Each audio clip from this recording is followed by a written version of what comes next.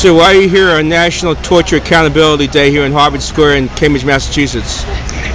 Well, primarily to speak out against the torture that's been taking place all these years, and to ask for the accountability for those people who caused it to happen. I know Bush and Cheney and so forth. I noticed you have an orange jumpsuit on and a black mask covering your face. What does that symbolize? Yeah, this symbolizes torture and detaining people without charges and trials in Guantanamo and all the other places around the world that we do it. This is in protest for those kind of prisons. That's what they wear there, and the detainees wear in prison, right? Yes. The orange jumpsuit and the yes, and sometimes they'll put they use hoods to intimidate and isolate. All right, thanks a lot for your comments. Sure. I won't talk for too long, but just wanted to kind of explain or kind of get out the message that the paradigm of Guantanamo, that we talk about Guantanamo a lot, it's a more of a mindset, and it doesn't necessarily exist in Cuba, but it exists throughout the federal system and has existed and has been maintained even in this new administration. So the concepts of torture, the same practices that were used, that were outside the bounds of the Constitution, are still being applied through the federal system. And the case of my brother, he's a person that's a pretrial detainee charged with terrorism-related charges. The charges are nonsense. If you visit the website www.freefahad.com, you can find out more about his case and more about people that talk about various articles that talk about his case. But in general, he's been a person that's a pretrial detainee held in the federal system in America, and he's been held in solitary confinement, awaiting a trial. Awaiting a trial.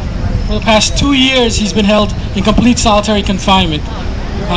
So this is how America treats its prisoners. I come to you as a victim of torture, because undoubtedly 2 years of solitary confinement is torture.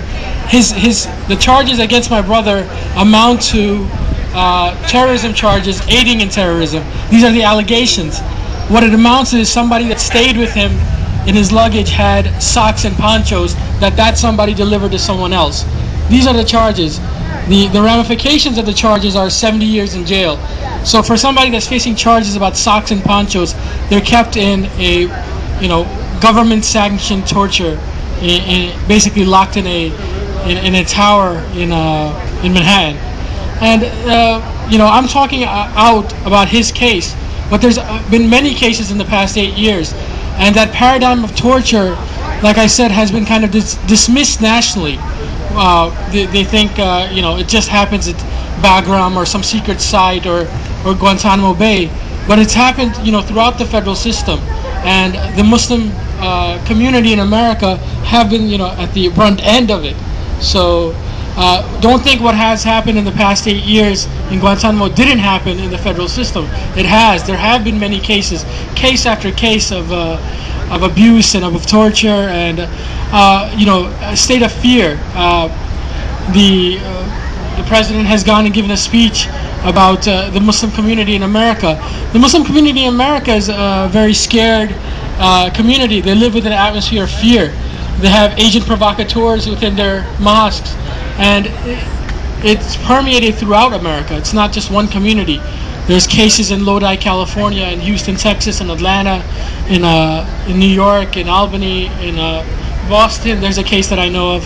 So there's case after case of torture or of going outside the bounds of trying to put a community in a state of shock, in a state of fear.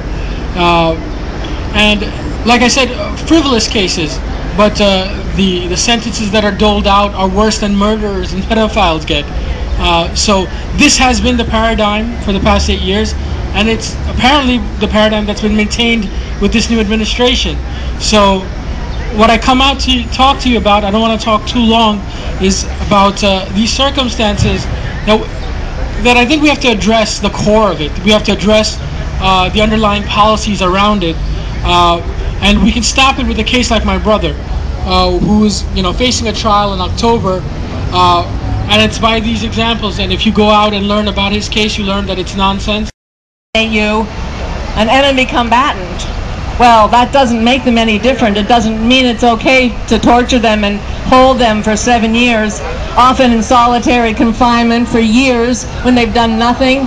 According to the Red Cross, 80 or 90% of them are totally innocent. How are we going to make up to these people that we've held for years and tortured? If you gave each one of them $1 million, it really wouldn't be enough. I don't know what we're going to do. For generations, they're going to be telling stories about the Americans.